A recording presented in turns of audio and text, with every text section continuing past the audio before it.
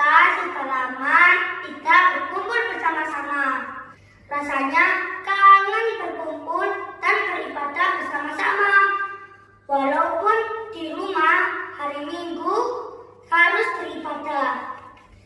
Gereja kami sudah membuat video supaya teman-teman bisa beribadah lewat video ini. Tapi sebelumnya, 1. Siapkan hati. 2. Siapkan Alkitab. 3. Duduk yang manis ya. 4. Jangan hanya nonton, tapi beribadah dengan sungguh-sungguh. Selamat beribadah teman-teman. Shalom adik-adik. Kita akan persiapkan hati kita untuk Tuhan. Masuk dalam pujian kita menyanyikan pujian kita untuk Tuhan. Jika bukan karena Engkau Tuhan, tak ada hari.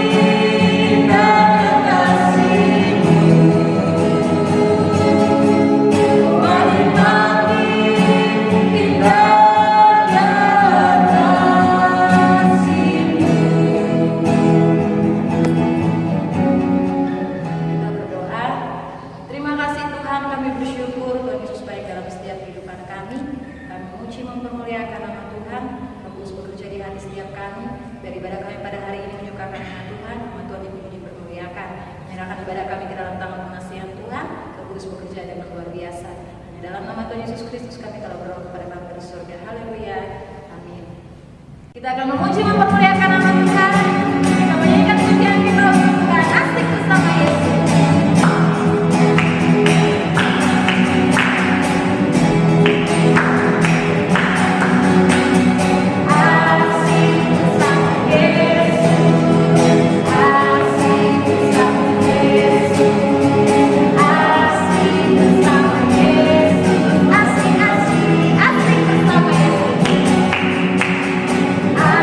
Asik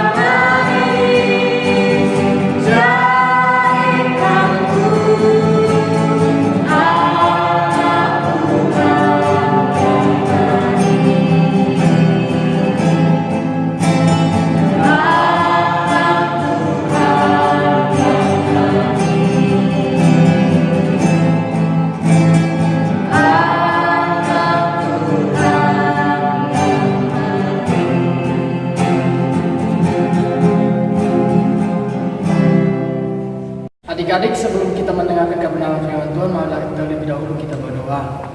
Terima kasih Tuhan buat pimpinan Tuhan dalam kehidupan kami. Kami sudah memuji membesarkan nama Tuhan. Dan tiba saatnya kami untuk mendengarkan kebenaran firman Tuhan. Buat pimpin kami sehingga kami bisa dapat mengerti akan kebenaran firman Tuhan. Di dalam nama Tuhan kami Yesus Kristus. Haleluya. Amin. Shalom adik-adik, bagaimana kabarnya? Kak Atli harap kabar adik-adik yang ada di rumah baik-baik saja. Itu semua karena pertolongan dan kasih Allah dalam kehidupan kita. Oleh sebab itu kita sangat mengucap syukur atas segala kebaikan Tuhan di dalam kehidupan kita. Pada saat hari ini, adik-adik siap untuk mendengarkan kebenaran firman Tuhan? Semangat ya untuk mendengarkan kebenaran firman Tuhan. Kak Atli mau membawakan cerita tentang Yesus berjalan di atas air, yang tertulis di dalam Matius 14 ayat 22 sampai yang ke-33. Di sana ketika Yesus sudah memberikan makan 5.000 orang, Yesus memerintah kepada murid-muridnya untuk mendahuluinya berlayar untuk menyeberangi pantai dan meminta kepada orang banyak yang ada di situ untuk pergi pulang.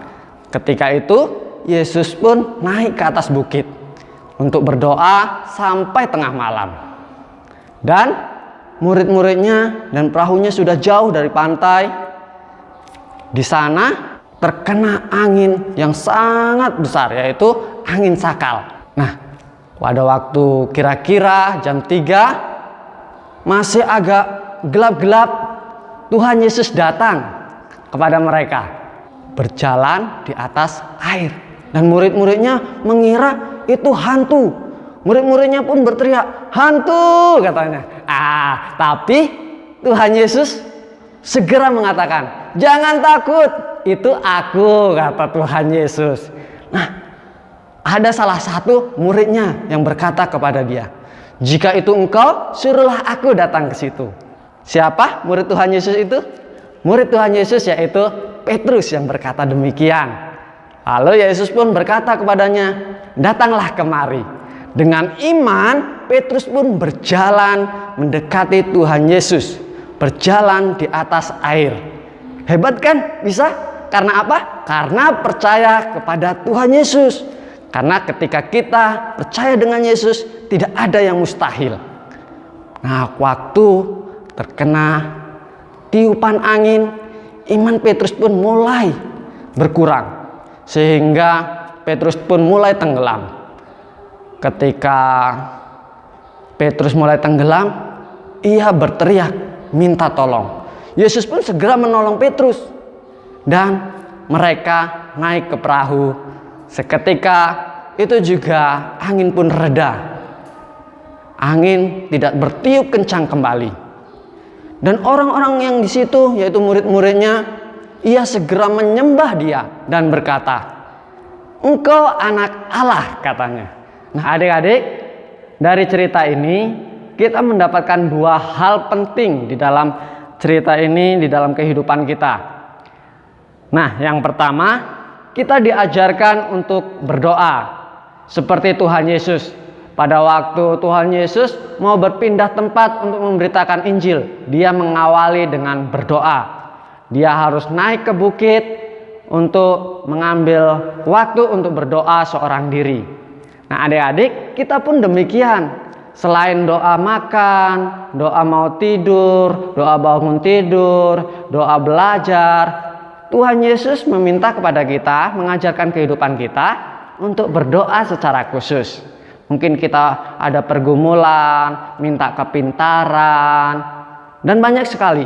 Mungkin berdoa buat orang tua juga, ya kan? Kita harus berdoa. Mengapa kita harus berdoa?